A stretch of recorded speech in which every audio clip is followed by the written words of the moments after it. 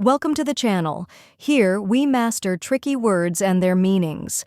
Today, we're tackling a word that describes someone who is stubborn or resistant to authority. Recalcitrant. It might seem a little difficult, but by the end of this video, you'll be able to pronounce it with confidence. The correct pronunciation is recalcitrant. Let's break it down. First, we have re, which sounds like the rye in river. Next is cal, which rhymes with pal and is stressed. Then comes sa, which sounds like sa in sofa. After that, trunt sounds like trunt in distant. Now, let's put it all together. Recalcitrant.